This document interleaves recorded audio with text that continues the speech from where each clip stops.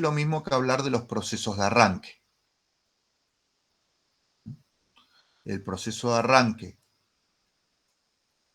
es el que nos permite tener el primer proceso para ser ejecutado en la computadora. Entonces, ¿qué es un proceso? Dice acá, son las instrucciones que están en el CPU listas a ser ejecutadas. El estado en el que se encuentre, los recursos asignados, memorias y sus contenidos, la posición de memoria como el contenido de la posición de memoria, la planificación, qué va a ser ejecutado primero y qué va a ser ejecutado después, el proceso padre y los recursos que compartía con él. O sea que un proceso no es simplemente una aplicación. Es más, la aplicación en sí es la primera parte, las instrucciones que están listas para ser ejecutadas. Después, los atributos que tiene este proceso, tanto sean de valores que tiene almacenados, de valores que tiene asignados, por ejemplo, un puntero a memoria, ¿no? Y el estado en el que se encuentre, que es otro atributo de ese proceso. Si está en espera, si está perdido o es un proceso zombie, si está ejecutándose, si está cancelado, o si simplemente está durmiendo porque no tiene los recursos necesarios. Así que un proceso es una cosa. Ahora, en el apunte después viene proceso de arranque GNU Linux. Esto marca cómo va a reiniciar, cómo va a iniciar su máquina. Entonces, este es el proceso de arranque y esto es lo que es un proceso en una computadora. Más tienen la misma palabra, pero casi que no tienen nada que ver o no corren en paralelo. Para correr un proceso en la computadora, primero se tuvo que haber corrido estos 4 procesos, donde el último recién es un proceso propiamente dicho.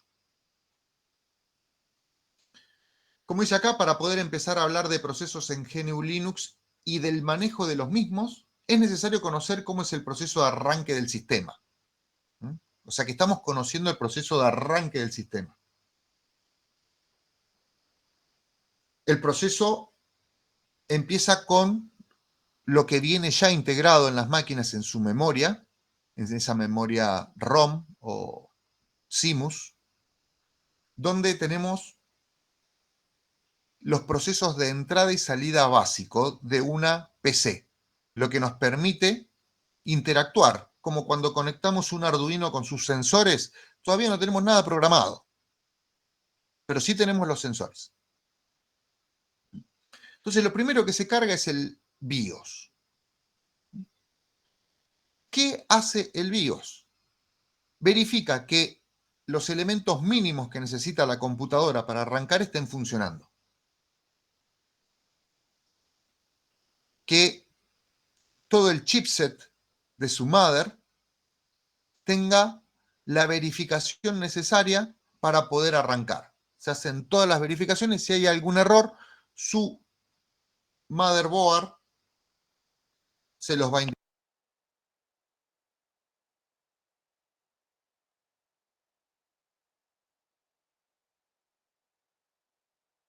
Se cayó, ¿no? Sí, sí.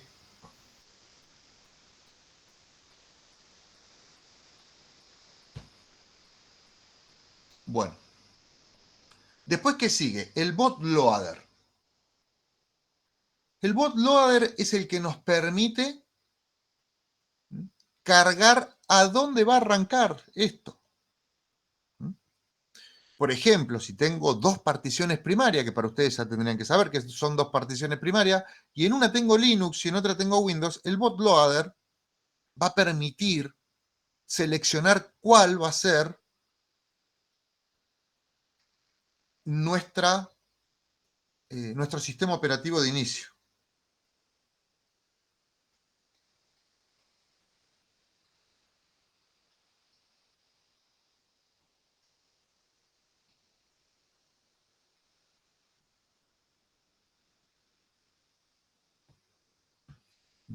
Una vez que el bootloader nos permite cargar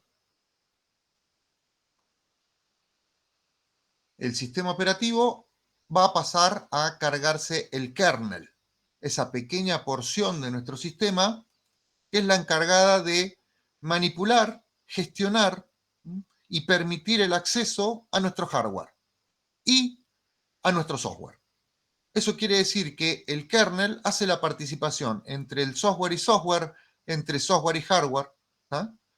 Ya que para comunicar un hardware en particular con otro, vamos a tener que tener un software, un controlador, un driver, y el kernel es el que permite hacer toda esta interacción con usuarios, con restricciones, con permisos.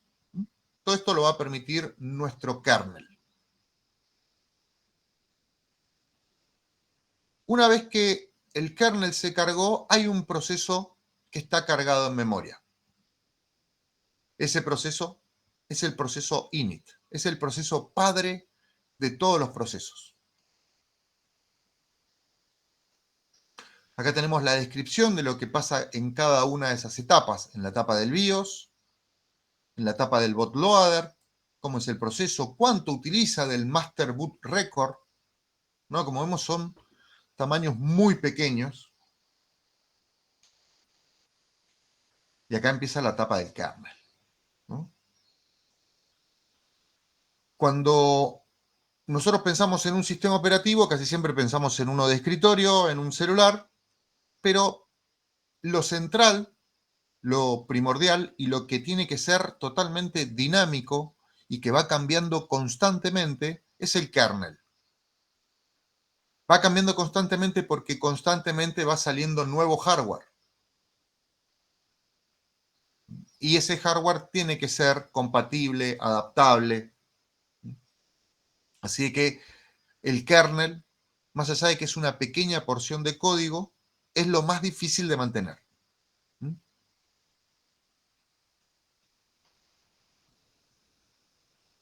Acá tenemos dos tipos de kernel monolítico, donde está todo integrado, y kernel modular, el cual podemos agregar módulos, cambiarlos y hacer muchísimo más configurable todo nuestro sistema operativo. Acá viene la etapa del init. Dice, antes de comenzar a hablar del proceso init, debemos definir qué es un proceso nuevamente. Un proceso es un programa que se ejecuta en un determinado momento en el sistema. Siempre hay una serie de procesos que se ejecutan sin la intervención del usuario y que hacen que el sistema sea utilizable. Eso se llaman demonios para nosotros, ¿no? Son servicios y demás que nos permiten, desde dibujar la interfaz hasta tener una comunicación constante con algún otro dispositivo o servidor. Cada proceso contiene un conjunto de estructura de datos y una dirección en la memoria principal. Importante, tener la dirección de la memoria es una parte y tener la estructura de datos es otra. En esa dirección de memoria se reserva el espacio para que se realice la copia del código del proceso. Entonces, es como que nos dan una posición de memoria y nosotros en esa posición de memoria lo que vamos a poner es el proceso. ¿Para qué? Para no tener que leerlo del disco rígido y ya pasarlo a memoria principal, la cual es muchísimo más rápida, y de ahí va a empezar el proceso de las memorias caché, ¿no? El área para los datos del mismo, como dice acá, el espacio para que se realice la copia del código, el área de datos de los mismos, eso quiere decir que tengo el proceso, una función, y también tengo los datos. O sea que la dirección de memoria me puede apuntar tanto a una función como a los datos. O sea que puedo tener un puntero a función, así como tengo un puntero a datos. O sea que es una dirección de la memoria. Está ahí el proceso. Pila de proceso e información adicional utilizada por el sistema durante la ejecución. ¿Qué es la pila? Tal cual como lo dice la palabra, como si fuera una pila de ropa, como si fuera un tacho en el cual vamos tirando ropa, ¿no? La pila lo que hace es amontonar procesos y el último que ingresó es el primero que sale. La última remera sucia que ustedes tiran es la primera que agarran porque queda en el tope. ¿Mm? De ahí viene la palabra stack.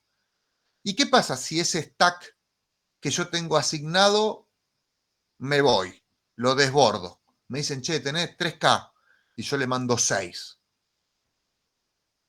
¿Qué es lo que pasa con ese stack? ¿Alguno sabe cuál es el término? Overflow, stack overflow. ¿Le suena la palabra stack overflow? Bueno, exactamente. Se desborda. De ahí viene el stack overflow. Una página donde se les desborda la memoria porque tienen errores. De ahí viene. Dice, existen dos tipos de procesos. Los procesos de usuario, que son aquellos procesos ejecutados directamente por el usuario, y los procesos demonio. Los procesos demonio son aquellos que no requieren la intervención del usuario y se ejecutan en un segundo plano. Muy parecido a un virus. Yo digo, che, esto es un virus, ¿no? Porque no lo controla el usuario y es un demonio. Bueno, pero es un demonio creado con los permisos pertinentes y respetando las reglas de nuestro sistema. ¿Qué es un virus? ¿Qué es un malware? Porque virus es muy particular. Estos son demonios buenos. Los virus, o gusano, o troyano, o un ransomware, ¿no? Son procesos que toman atributos que no tienen, ¿no? Toman atribuciones que no tienen y hacen cosas que no deberían. Si su sistema operativo no está bien controlado en usuarios y permisos, los malware van a poder hacer lo que quieran sobre su sistema, ¿no? Los procesos en segundo plano pueden ser de usuario o pueden ser demonios. Tu proceso lo puedes hacer correr en segundo plano también. No tiene nada que ver con eso. Es más que nada con quién tiene la posibilidad de manejarlo al proceso y si necesita usuarios o cómo se valida la identidad del que está creando ese proceso demonio, que es el kernel, ¿no? O el proceso init, que es el padre de todos los procesos. ¿Mm? Que se ejecute en segundo plano no quiere decir que sea demonio, quiere decir que los demonios se ejecutan en segundo plano porque ustedes no los ven. Una vez que la etapa de carga y ejecución del kernel se completa, se inicia el proceso init. Este proceso es ejecutado por todos los sistemas basados en Unix. ¿Tá? O sea que cargué el kernel, se inicia el proceso init. Y es el responsable de la inicialización de todos los nuevos procesos, excepto el proceso swapper, que es el que hace intercambio de memoria, ¿no? ¿Qué hace? Baja todo lo que tengo en la memoria RAM y lo pasa a la memoria virtual. ¿No? Es el único que no le ejecuta el proceso init porque ¿qué hace el swapper? Saca procesos que están en memoria y los pasa a la memoria virtual. Init se conoce como el proceso dispatcher o planificador, encargado de decir qué proceso se ejecutará y cuáles serán copiados, borrados de la memoria principal. O sea, es el proceso padre. A partir del momento de ejecución de init, este es conocido como el proceso 1. ¿Tá? El primer proceso, el proceso número 1, es el proceso init. Es el padre de todos los procesos, excepto del swapper. Pero porque el swapper no es un proceso normal, no es algo que quiera hacer con la computadora, sino es un proceso de manejo de memoria para poder utilizar la memoria RAM. A partir del momento de ejecución de init, este es conocido como el proceso 1. Dentro del directorio /etc se encuentra el archivo init-tab, que corresponde al archivo de configuración del proceso init, O sea que ahí ya tenemos un archivo, o sea que no es tan invisible el init para nosotros, donde podemos decir qué es lo que queremos cargar. Entonces, si tenemos una versión de Linux que está basada en seguridad y no necesita una interfaz gráfica, en el proceso init nos va a decir cuáles van a ser los procesos que se van a cargar. En cambio, si es un Ubuntu con una interfaz Genome, lo que va a cambiar dentro del proceso init es qué va a cargar, qué procesos y cuáles van a ser esos procesos que van a hacer que la interfaz se vea y que podamos interactuar con la interfaz. Así que ese init-tab, este archivo init-tab que dice acá, es el que casi ningún usuario toca, ¿no? Ustedes no lo van a tocar, a menos que ustedes estén desarrollando un sistema operativo en particular para eso.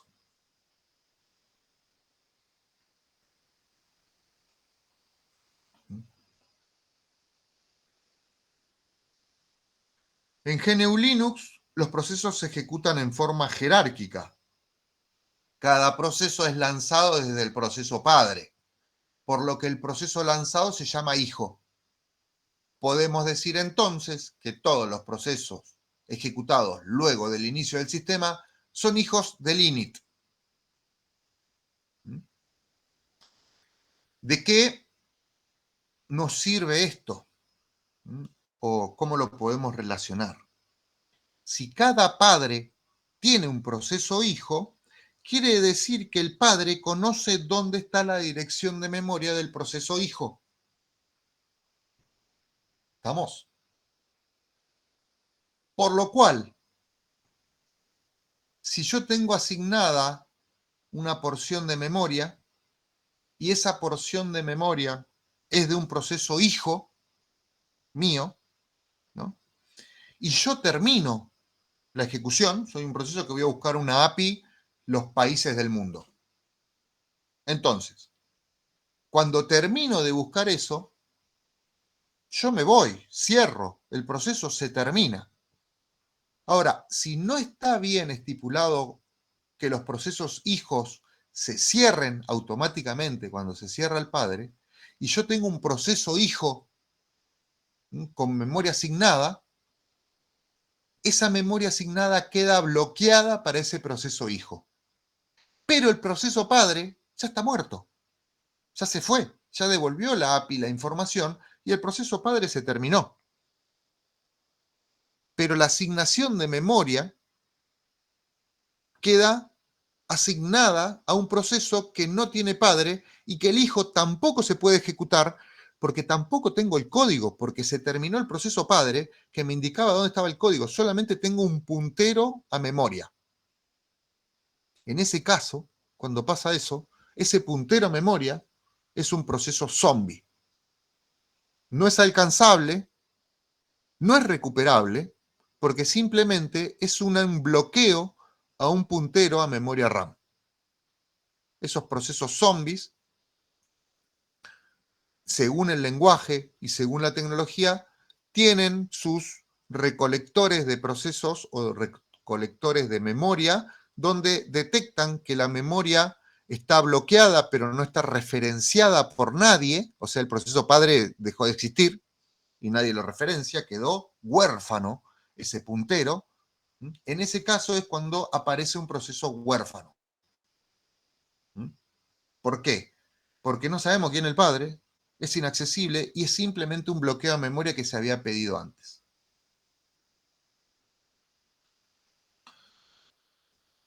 Manejo de procesos.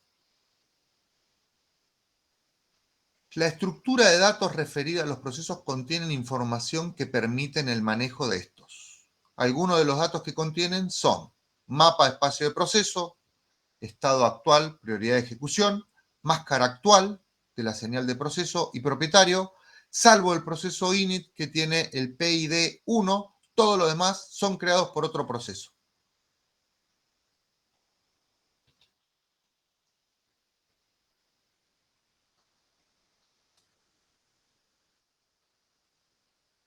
Tenemos un comando que es el comando top,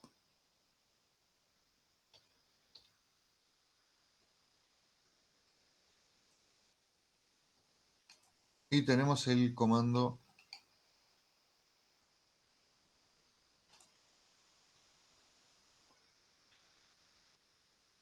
Acá en el comando top, bueno, nos dice qué está pasando en el CPU, qué está pasando en la memoria, ¿no? ¿Qué estamos haciendo en el swap? Y después nos aparece, como ven acá, procesos. Nos va a decir qué comando fue ejecutado, qué aplicación, ¿no? Cómo se llama la aplicación, los recursos, memoria, CPU, el PID, Processor ID. Fíjense, acá tenemos el init. El init es el 1. Después vienen los demás procesos, 2, 3, 4, 5, 6, 7. Acá. El PS, acá lo tienen con AUXF, ¿no? Y nos va a aparecer quién es el usuario, el PID, el CPU.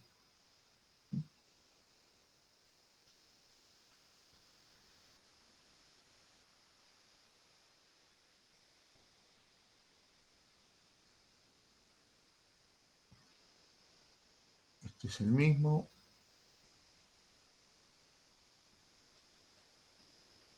Este es el mismo.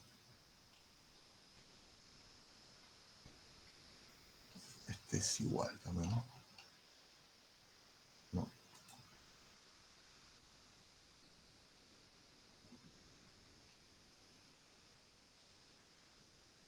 Este es más resumido con el "-a".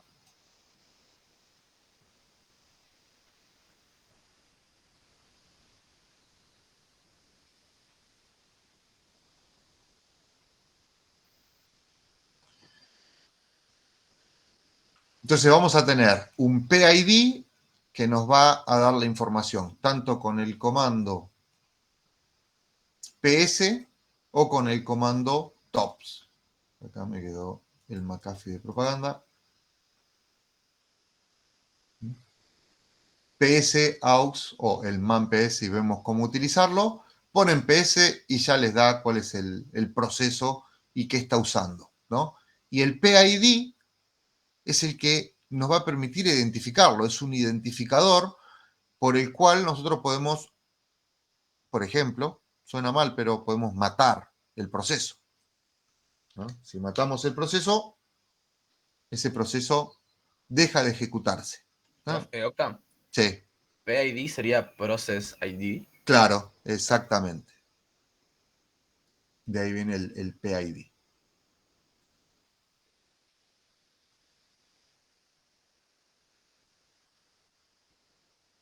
Entonces vamos a ver de esas imágenes los atributos, ¿no?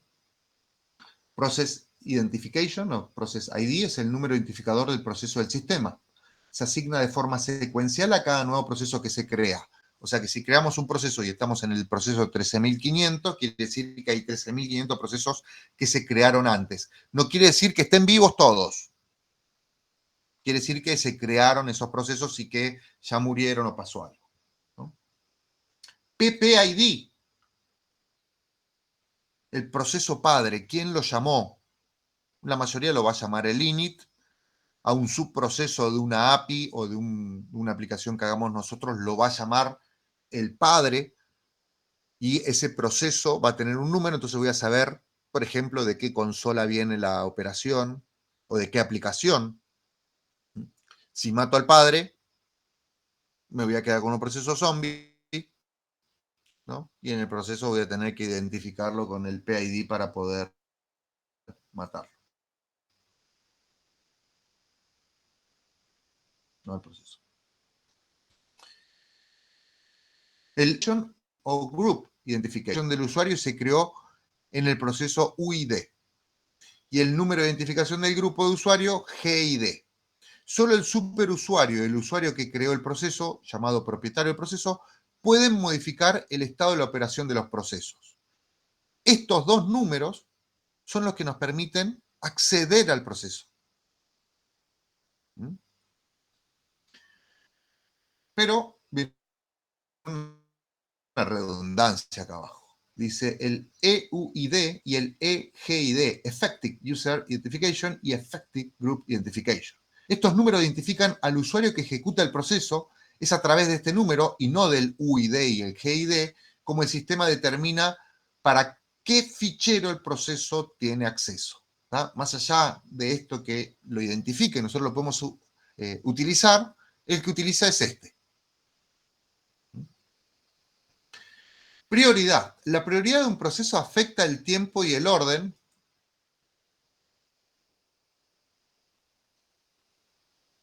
Acá tenemos la prioridad. Ahora la vamos a ver cuando pasemos a la consola. Afecta al tiempo y al orden de ejecución de este por parte del procesador. O sea que la prioridad es una forma de poder decir qué proceso es más importante que otro. Y que cuando alguien necesita microprocesador, tenga que competir con otro proceso que al mismo tiempo quiere el microprocesador. Entonces, ¿cómo decido cuál ejecutar? Bueno, la prioridad es lo que me facilita eso. Eso quiere decir que si estoy en un servidor y hay varias máquinas conectadas y hay uno que me está diciendo estoy pidiendo algo del servidor pero me tarda mucho, le puedo subir la prioridad a ese proceso, con lo cual va a tener primero la prioridad para ser atendido por el microprocesador y después va a tener también más tiempo para ser ejecutado por el microprocesador, o sea que va a tener más interrupciones, ya que todo proceso cuando va a pedir la utilización del microprocesador, lo que necesita es de esos megahertz que ejecuta el microprocesador, interrumpir varias veces para poder pasar sus procesos, ya que el microprocesador se va a seguir ejecutando procesos y yo le voy a tener que mandar, no le importa si es el mío o el de otro. La prioridad lo que hace es darme primero, como dice la palabra, prioridad y después más tiempo. Un proceso de mayor prioridad que otro significa que en la ejecución de los dos procesos el sistema asignará un periodo de ejecución mayor para el de mayor prioridad y además lo elegirá más veces para ejecutarlo. Si no se indica nada al crear el proceso, este toma la misma prioridad del proceso padre, excepto en el proceso init. El propietario y el proceso mismo pueden modificar la prioridad, pero siempre en sentido de decrecimiento. Solo el superusuario no tiene restricciones para cambiar la prioridad de un proceso. O sea, si yo soy el usuario de un proceso, lo único que le puedo decir es que tarde más. Nunca le puedo decir que tarde menos. Para que tarde menos, lo que lo tiene que hacer es el superusuario. Ese es el que administra que tarde menos. ¿Que tarde más? Sí, puede decir que tarde más tu proceso. Pero que tarde menos, no. Control de terminal. Son enlaces que determinan de dónde se toma la entrada y la salida de datos y el canal de error de procesos durante la ejecución. Si no se usan redirecciones, se utiliza por defecto la entrada y salida estándar, el TTI-1. Cuando un proceso quiere crear un nuevo proceso, el primer paso consiste en realizar una copia del mismo mediante la llamada fork.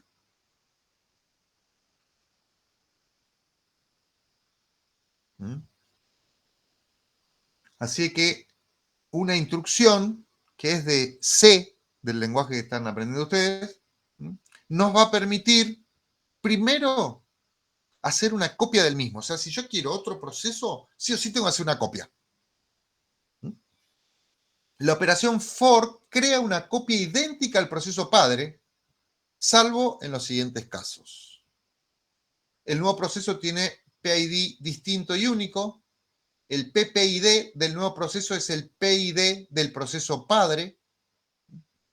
Se asume que el nuevo proceso no ha usado recursos y el nuevo proceso tiene su propia copia de ficheros descriptores del proceso padre. O sea, no necesito la copia del proceso padre.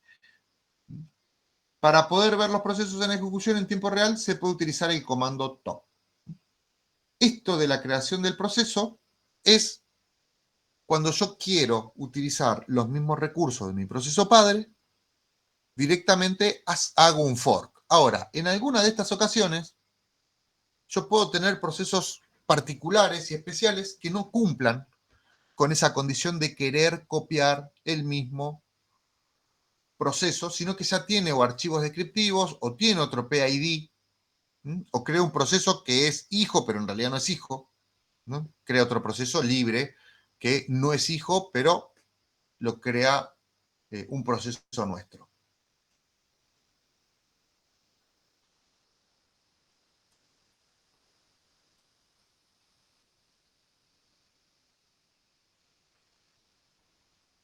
Hay un ejercicio que es para crear un proceso zombie. Ahora lo que vamos a ver es el código de esto. A ver.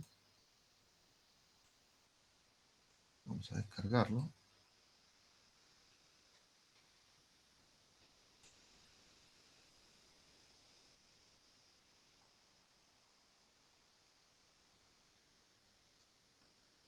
Bueno.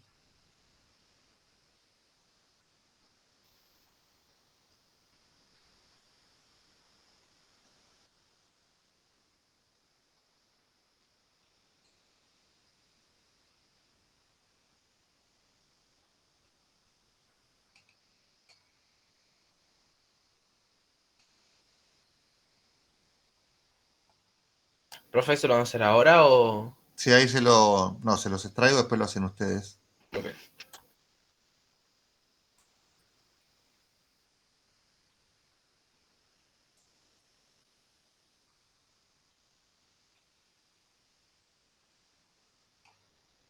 Ahí les muestro el archivo.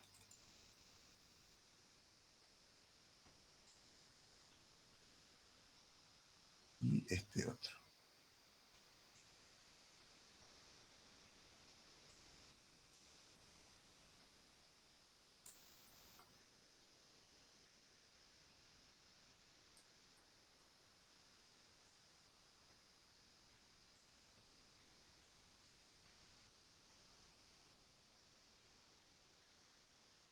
Entonces tengo un proceso zombie y un proceso no zombie. Fíjense lo que es de C.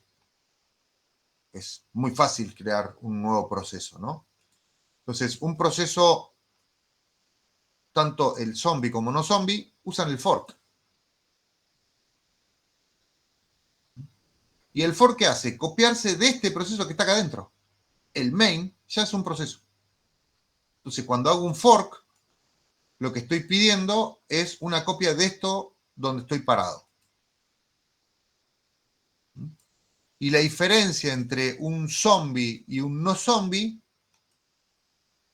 ¿no?, es una línea.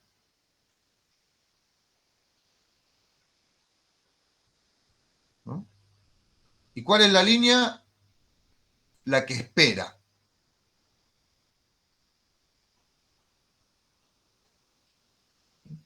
No tenemos que entender qué hace cada una de estas funciones, qué hace el wait, qué hace el sleep, qué hace el exit. ¿No?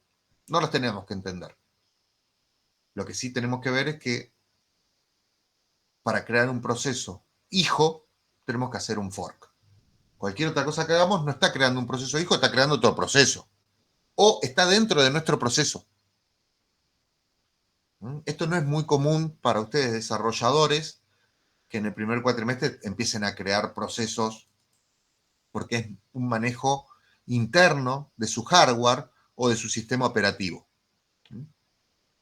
Pero como ven, la diferencia entre un proceso zombie y no zombie es simplemente no esperar a que se termine y ese proceso después se borra, ¿no? No es que quede ahí colgado en su máquina, sino que una vez que el proceso no es utilizado, esa porción de memoria se libera. ¿No? Entonces, cuando nosotros pensamos en la creación de un proceso, nos tenemos que abstraer de lo que pasa y decir, es un fork. ¿No? Y qué es lo mismo que hacen ustedes cuando tienen GitHub, ¿no? ¿Qué le hacen a un repositorio de GitHub? Forkear. ¿No? Los conceptos son casi iguales. Cuando ustedes forkean, tienen una copia exacta del código, pero pueden modificarlo. Pero en el forkeo a ustedes le queda quién es el padre. Ustedes saben que el padre de su repositorio está ahí. Y si ese repositorio padre tiene un padre del cual se copió, también lo tienen ahí. Entonces ustedes desde un repositorio hijo pueden llegar al repositorio padre.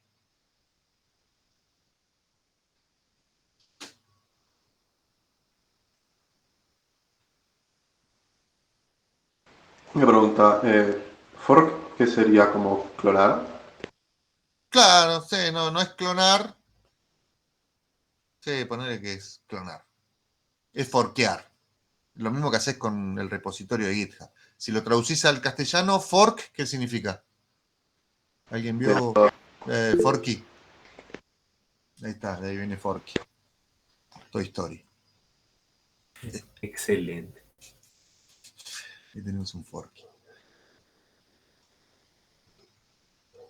Estado de los procesos. Acá tenemos los 5 estados de los procesos, ¿no? Uno es ejecutándose, que es el que está corriendo, durmiendo por algo. Alguien lo mandó a dormir, se quedó sin memoria, no accedió, todavía no devolvieron el dato, algo.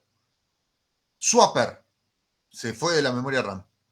¿A dónde está? En la memoria virtual. Tráemelo. Bueno, llamalo. Cuando lo llamás, se llama, el init dispara, el swapper lo carga en memoria y vos recién ahí lo podés usar. Casi es invisible eso para ustedes. Zombie. El proceso trata de finalizar su ejecución. Tengo un puntero a memoria perdido que no sé quién es el padre, no tengo el proceso, no tengo los datos, simplemente tengo un puntero a memoria.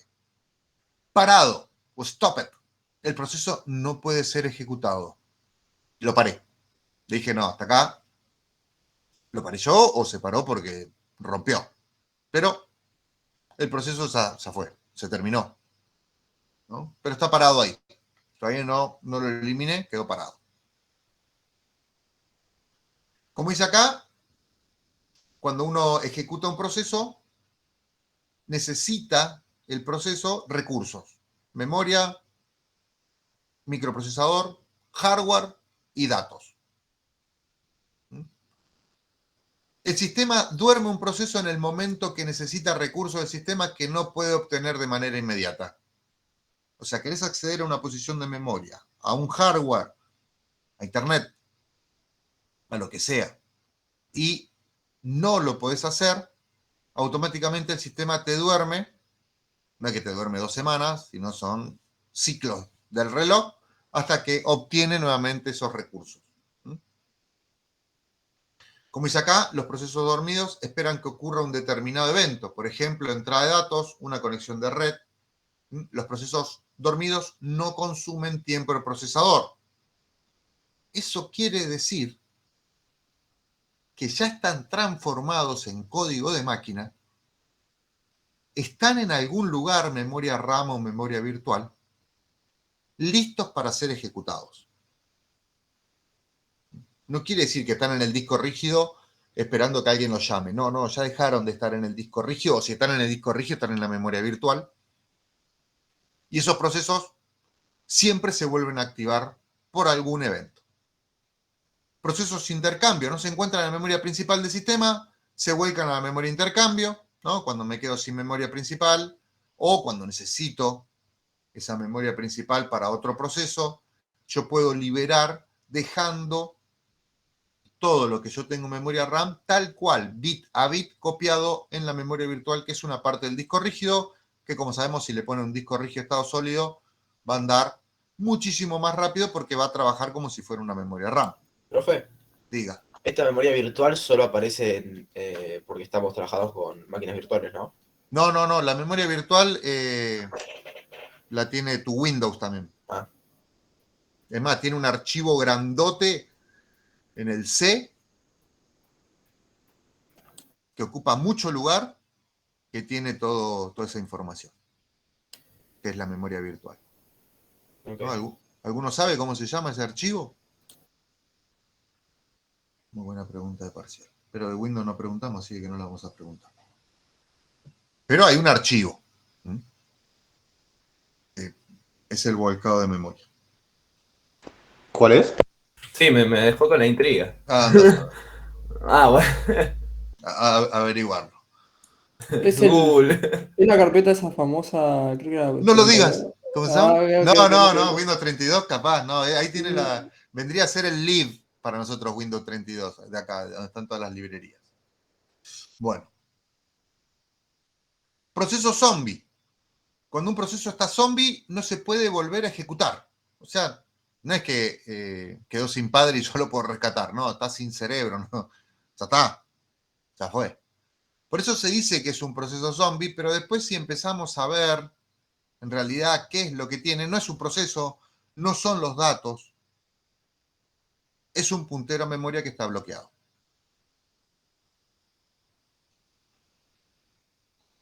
Un proceso parado, O sea que perdón, o sea que el zombie es un puntero a un proceso, prácticamente. sí, un puntero a memoria directamente. Bueno, sí. Profe, ¿pero ese proceso queda ahí en la nada o cómo es que, o sea, cómo En se... realidad lo tenés que liberar con algún otro proceso, con algún otro demonio que se encargue de liberar los procesos zombies, ¿no? Metafóricamente vendría a ser como ustedes están viendo C Sharp, Garbage Collector, ¿les suena? Sí, sí, Bueno, sería lo mismo. sí, se podría decir que sí. ¿Qué hace el Garbage Collector? Va y se fija si la memoria RAM está apuntada por alguien. Claro, ¿Tá? Si tu memoria RAM no está apuntada por nadie, no le importa si es un proceso o si es un dato, si es una variable o si es un objeto, lo borra, lo libera. ¿Ah? ok. Ustedes cuando crean un objeto que tiene métodos y atributos, los métodos son puntero a función, son puntero a memoria. Y los atributos también son puntero a memoria, están todos apuntando al mismo lugar del objeto. Ahora, si el objeto yo no lo reconozco porque se perdió y el que lo había creado también, queda solamente el puntero reservado. Pero adentro no tiene nada, a las funciones no puedo acceder y al padre tampoco. Entonces se dice que es un proceso zombie.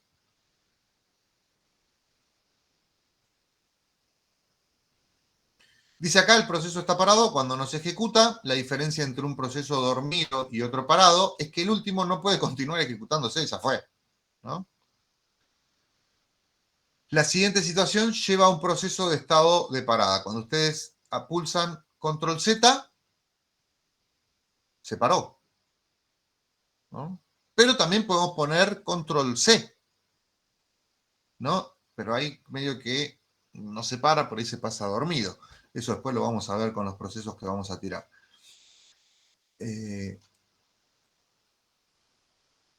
Como dice acá, otro donde pasa a estar parado es cuando un proceso se ejecuta en segundo plano para tratar de acceder a una terminal. Tiro un proceso, cierro la terminal y el proceso vuelve después, asincronismo. Listo, quiere acceder a una terminal que no existe, pasa a estar parado. Ahora, puedo recibir señales y enviar señales a mis procesos. Esas señales van a ser la vía de comunicación para saber qué está pasando con ese proceso. Como dice acá, las señales se utilizan para que un proceso suspenda la tarea que está realizando o se ocupe de otra. Casi siempre lo hacemos para que suspenda o se muera, ¿no? Que es lo que van a hacer en el parcial también, que se muera un proceso.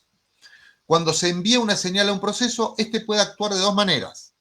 Si el proceso dispone de una rutina específica para esta señal, llamada manejador o handler, ¿no? A usted le debe parecer conocida esa palabra, la utiliza. En caso contrario, el kernel utiliza el manejador por defecto para esta señal. Utilizar un manejador específico para una señal es un proceso, se denomina capturar la señal. Hay dos señales que no pueden ser ni capturadas ni ignoradas. ¿No? O sea que cualquiera de esas instrucciones que vemos se la podemos pasar a todos los procesos. Hay procesos que nos van a responder, hay procesos que no van a responder. Ahora, si yo le paso un kill o un stop, eso no lo pueden evitar. No importa el proceso, están en el medio de un jueguito, le ponen kill, lo mata, están en el medio de un proceso de, no sé, actualizando una base de datos. Alguien se equivocó y se olvidó el where en el update. Y tenés 60 millones de registros. Listo, tirale un kill y que te lo mate. Que no espere a modificar los 60 millones de registros para hacer eso.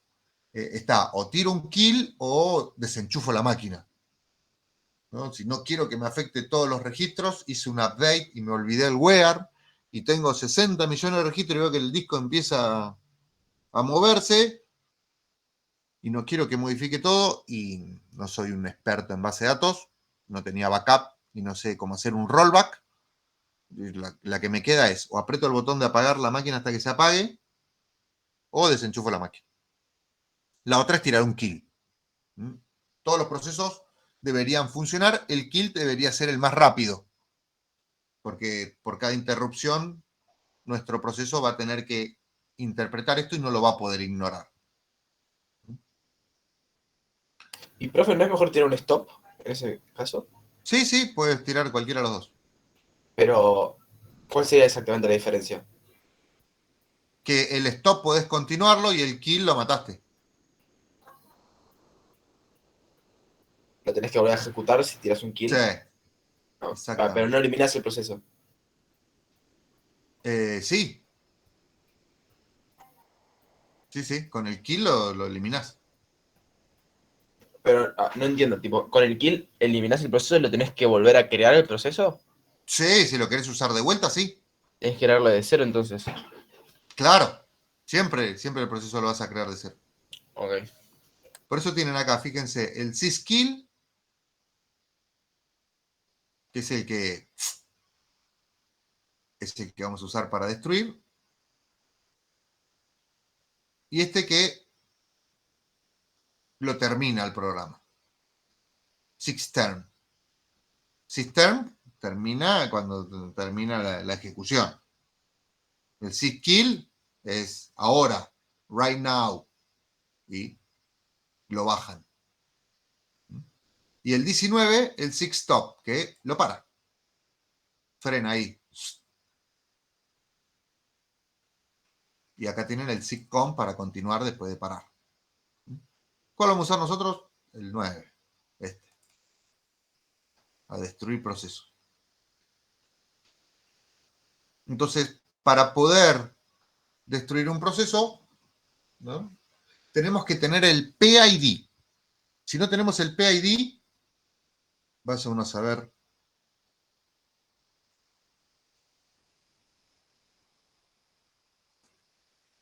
qué pasa. ¿Tá? Si ustedes ponen SIDKILL y la señal y no le ponen el PID, esto anda a saber qué hace. Casi siempre hace nada, pero bueno, yo se los digo para que lo puedan probar. Y, como dice acá, para poder imprimir esta tabla desde la terminal, se debe correr el comando kill-L. Y para otra ayuda, man kill. Si existe el manual, vamos a ver el manual.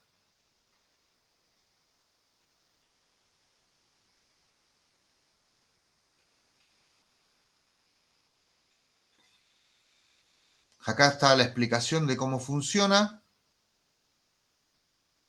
la ejercitación, ¿no? Acá tenemos un PS para mostrar una parte de la información y no todo con el grep.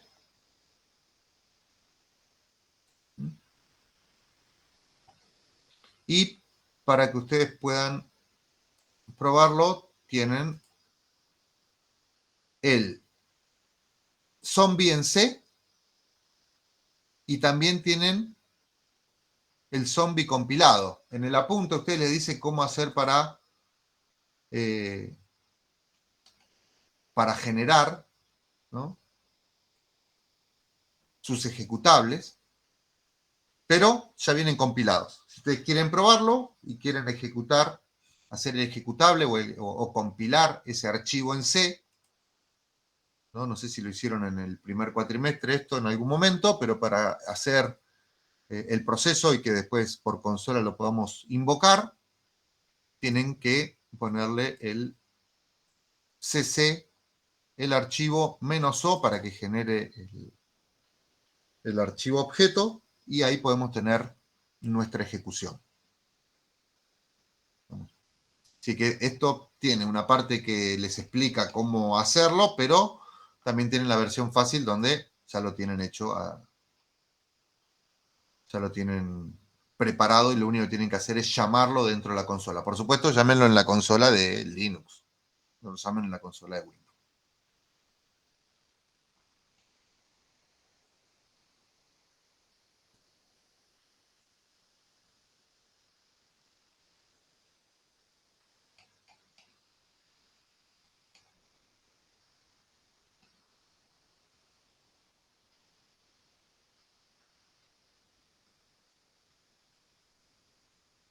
Bueno.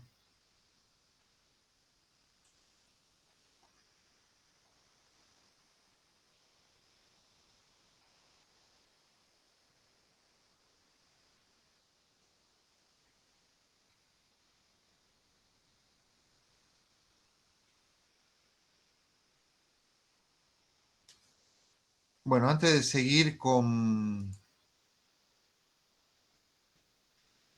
Git, las aplicaciones para la ejercitación de protocolo. Nosotros la clase 9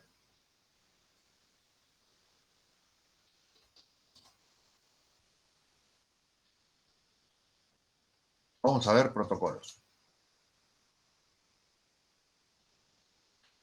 Para la clase 9 ustedes tienen que tener instalado Postman, el SAM, y acá tienen un How to Install SAM, que lo sacamos de internet, ¿no?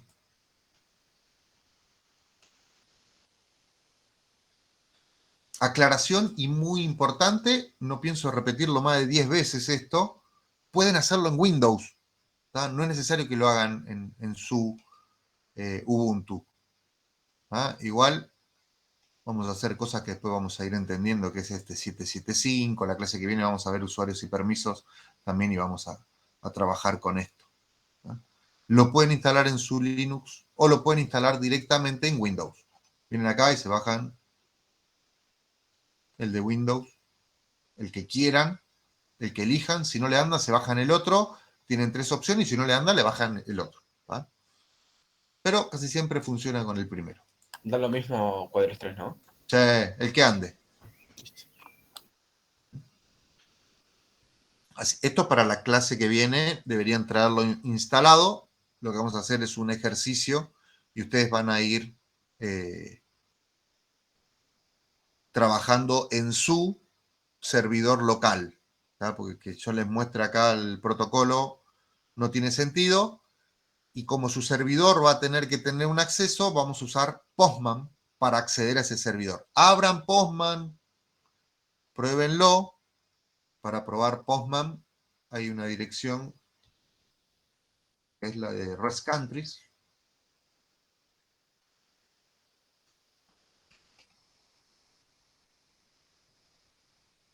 Y que, por ejemplo,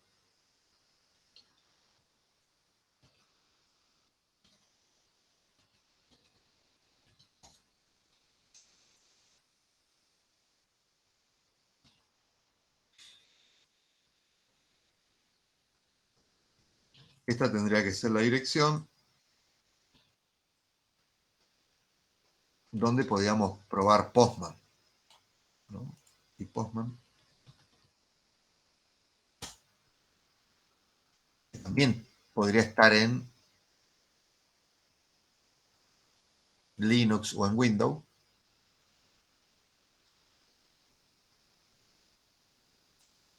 ¿Qué es Postman? Es un cron que nos va a permitir... Eso estaba cargando. Nos va a permitir poner una dirección web,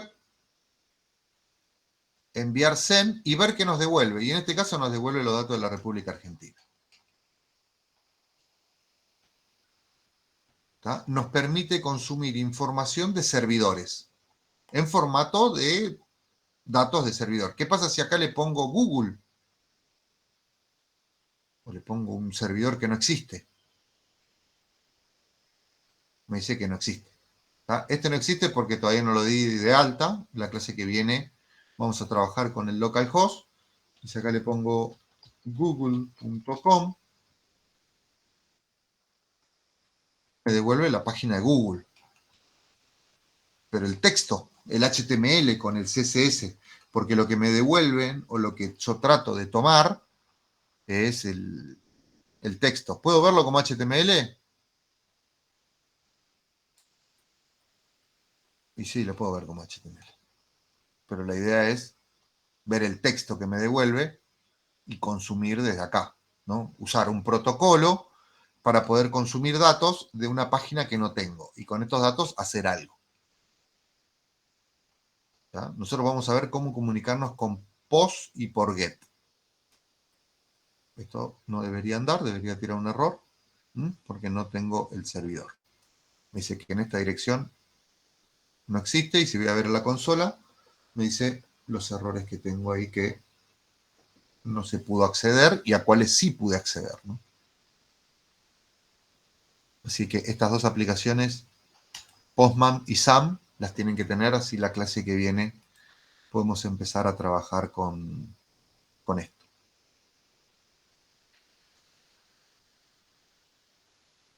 Vamos a abrir, vamos a pasar máquina virtual.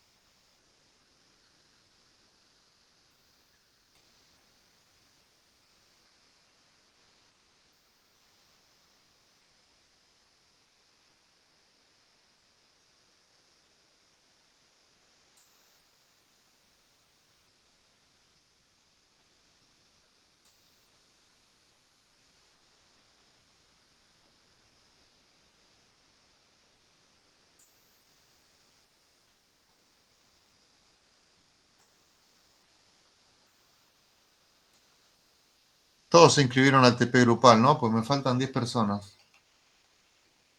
8 me faltan más.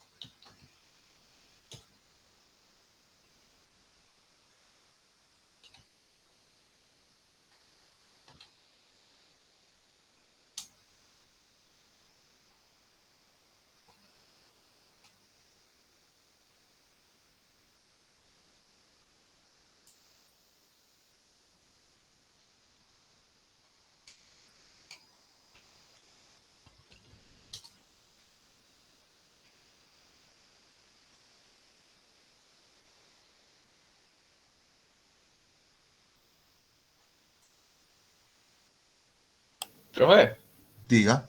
¿qué pasó que al final se pasó a virtual la clase? Y si la clase presencial se pasa de día o... Tuvimos clase presencial de sistemas operativos lunes y miércoles. El lunes funcionó todo perfecto, el miércoles tuvimos ciertos inconvenientes. Un aula, ustedes son 60, teníamos que usar 2 laboratorios. Un laboratorio anda perfecto, El otro no. son 45 máquinas. En el otro no andan todas las máquinas, no íbamos a llegar a que todos tengan una máquina. Así que lo postergamos hasta que podamos reparar esas máquinas o preparemos el otro laboratorio. Pero la clase presencial la vamos a tener, entonces.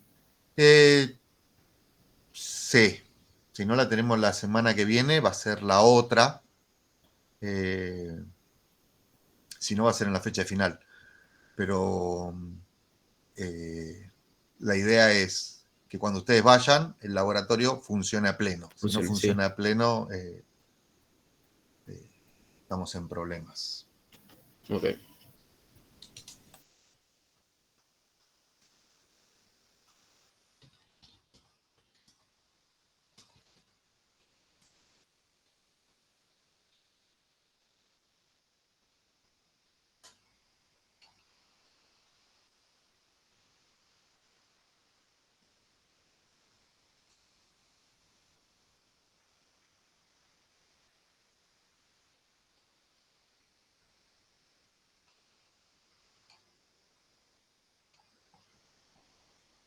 Bueno, acá tenemos el comando top. El comando top, a diferencia de los otros comandos, es como si fuera una interfaz gráfica donde solamente nos da qué estamos ejecutando.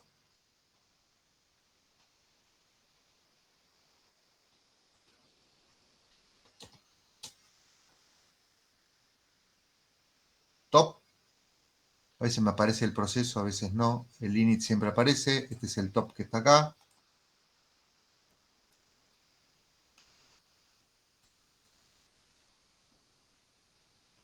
Vamos a poner otro top.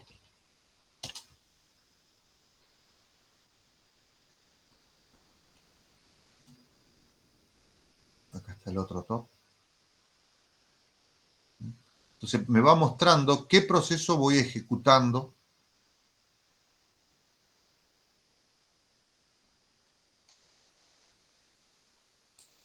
Y qué recursos me está usando. Y, como ven, va cambiando desde la prioridad, el proceso de inicio.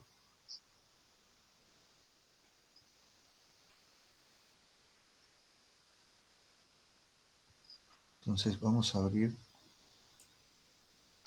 esta que está acá. Vamos a ponerle control Profe, Z. Fíjense con que Vagrant nosotros no, está en las clases, pero había que instalarlo, había que hacerlo, yo no llegué a ver qué era. Era para montar más fácil un sistema operativo, todo que trae todo más armado, ¿no era eso que comentó? C, por. No, ejecutás el comando de Vagrant y ya te levanta la máquina virtual, ¿eh? Ustedes pueden abrir cualquier máquina virtual. Abrí tu máquina virtual y poner top y te va a ver el proceso. Yo abrí una que levanté con el Vagrant, pero la puedes levantar de cualquier manera. Te la levanta al top. No es necesario que la usen, ¿eh? Bueno, con el comando ps me lo dice estático, ¿no? Pero me da más información que el top. El top lo paré acá, fíjense que está parado. Si yo pongo bf, foreground, el foreground, yo ahí tiré un comando que me trajo el top de vuelta. Entonces pongo control Z y fíjense que me está tirado, está parado, ¿no? Ahora lo que yo voy a tirar es un tree de root. Pongo control C, lo maté. ¿Ah? Entonces pongo foreground y me va a traer el top, que fue el que paré. Lo vuelvo a parar a esto. Tiro el mismo tree. Le doy enter. Pero ahora lo paro con control Z, no con control C. Con control Z ahora me aparece que hay dos frenados. Si yo pongo foreground, que es lo que me trae de lo que está corriendo en segundo plano en esta consola en particular, no en cualquier consola, en esta consola, me va a traer el tree y lo va a terminar, a menos que yo le ponga control C y lo mate. Y si pongo FG de vuelta, me va a traer el top que estaba corriendo por detrás. O sea que los procesos yo los puedo tirar en segundo plano y que sigan corriendo, o puedo hacer que se frenen, o puedo hacer que se detengan. Según el comando que yo utilice, Vamos a frenarlo esto. Ahora ya no tengo nada, pongo FG y me dice, che, no hay ningún trabajo. Vamos a ver el man FG. Me dice, no hay entrada para el FG dentro del manual. Bueno, tendré que ver cómo se utiliza el FG, que es traer del foreground un proceso. Pongo FG y hasta puedo parametrizar qué proceso traigo y qué no. No nos vamos a meter tanto en el FG, no nos interesa, más nos interesa el PS, ¿no? PS me dice, estás ejecutando el bash y el PS, qué genio que es, ¿no? Entonces voy a volver a ejecutar el tree. Le pongo control Z, lo duermo. Pongo PS de vuelta. Y ahora me dice que está el tree ahí. Y le voy a poner un top. Y le voy a poner control Z. Y ahora tengo dos procesos parados. Cuando me paro en el PS, me va a decir que tengo los 4 procesos.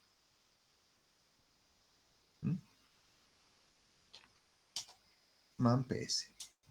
Tengo el man PS, entro acá y me dice, para ver cada proceso en el sistema usando la sintaxis de salida. Para ver cada proceso utilizando el BSD syntax. O sea que poner -e, -ax es lo mismo. Printear el árbol del proceso. PS -elf. Para obtener la información de quién es el usuario, cuál es el permiso que tiene. Acá, ¿qué queremos ver de cada uno? Y acá cada uno de los parámetros por separado. ¿No? Entonces, el A o el -a, que es igual al -e, que es igual al -a, me está trayendo como loco, paseando de un lado al otro, X, T, o sea que le puedo pasar de una terminal en particular y meterme en la particular de otro. Tenemos desde los ejemplos de cómo usar el PS, acá le voy a poner control Z de vuelta. Control Z en el man, medio que no me hace nada. Pongo PS nuevamente, pero está el man ahí. Está el man corriendo. O sea que en mi consola tengo varios procesos. Si yo pongo PS -e, me salió la barra,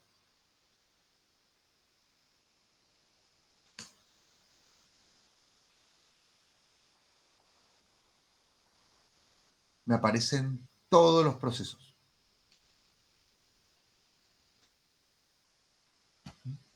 Y si pongo -ef, me aparecen los procesos con el proceso padre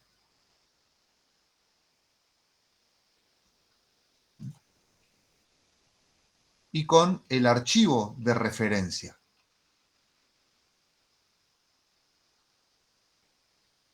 Y acá está hasta el que acabo de ejecutar.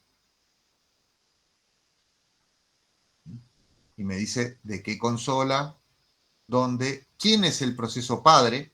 Acá si yo mato al 2352, todos los que dependen del 2352, que son los que dejé parados, pues están todos dentro de la misma consola, se van a morir, y si es un proceso que está con una restricción de memoria, va a quedar como proceso zombie. Si hizo un fork del proceso anterior, el top, el tree, no hizo ningún fork. Está en la consola y fue ejecutado en paralelo. ¿No? Entonces, si yo voy y digo, che, ¿y el proceso 2352? ¿Quién es? 2352, acá lo encontré.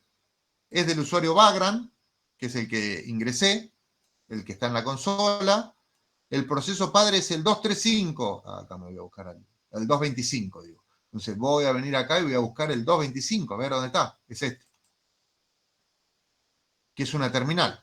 O sea que la terminal, Genome Terminal, genera varias terminales. Por cada terminal que genera, cada terminal va a depender de esta. Entonces tengo que con el 2352 generé el proceso 2677, 2679, 2681. Tengo en el PS, según los comandos que yo les ponga, si pongo "-ef", me va a mostrar toda esta información. Voy a poder tener el PID para poder matar el proceso y el PPID para poder matar al padre del proceso. ¿Hasta ahí pudieron verlo en su consola? Pruébenlo en sus consolas, abran su máquina virtual y probemos estos comandos.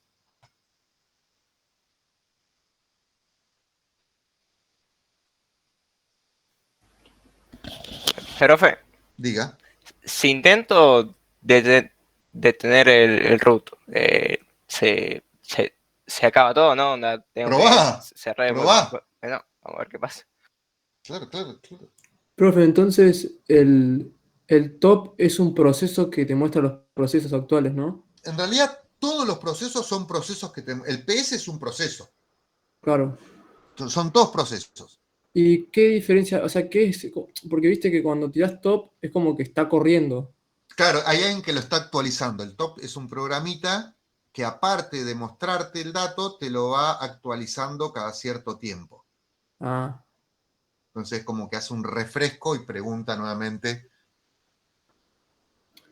claro, porque viste que vos lo tirás y es como que va corriendo y no, creo que no te deja tirar otro comando mientras corre.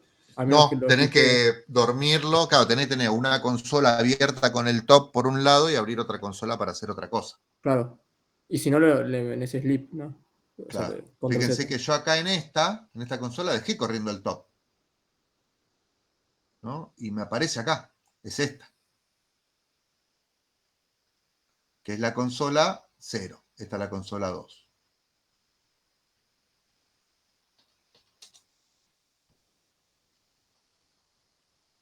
Tengo acá.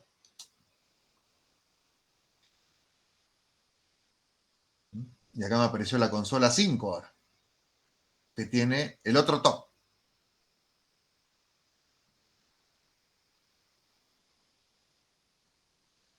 Entonces tengo acá la consola 5 y esta. ¿Qué tendría que hacer para poder matar el proceso de la consola 5? ¿Qué comando debería escribir? ¿A alguno se le ocurre? Perdón, profe, ¿qué cosa? Quiero matar el proceso del top, este. Kill. Sí. ¿No era? Kill, La señal y la ID. Menos L, ¿no era? la señal. ¿Cuál es la señal? ¿Acá entre paréntesis o sin paréntesis? Eh, Kill 9 y el PID. y el ID. ¿Y cuál es el PID? Depende de cuál querías matar. Este. 2745 entonces. Excelente. Profe, ¿y por qué No, 9? 9 no. ¿No es la barrita guión menos sync kill con mayúscula? No sé si funciona igual. No sé, yo lo sigo a ustedes. ¡Ja! Ah. Vamos a ver si funcionó. ¿Funcionó? En la otra es. En la otra Vamos a ver terminal. acá. Es En en la otra esta. terminal. En esa. ¿Lo mató? Un 10. Ah. Un 10 ya ahí. Ahí se mató el proceso y le dice, che, lo mató. ¿Quién lo mató? Anda a saber. ¿Y qué pasa si matamos a Genome Terminal 2325? Y que Dios nos ampare.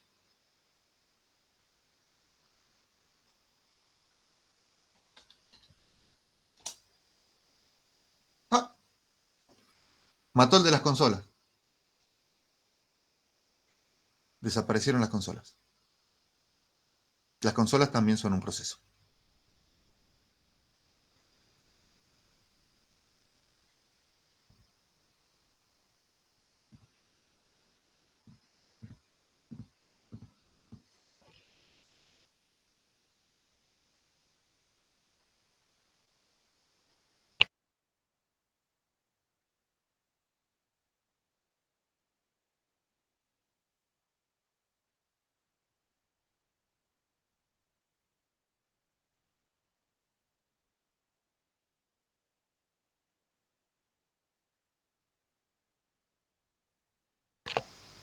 Continuemos a bingo.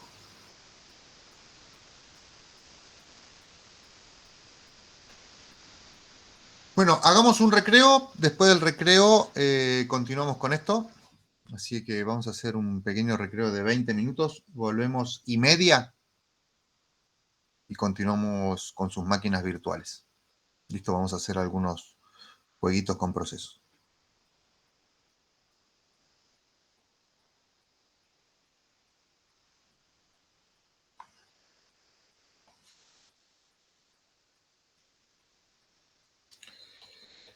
Volvemos.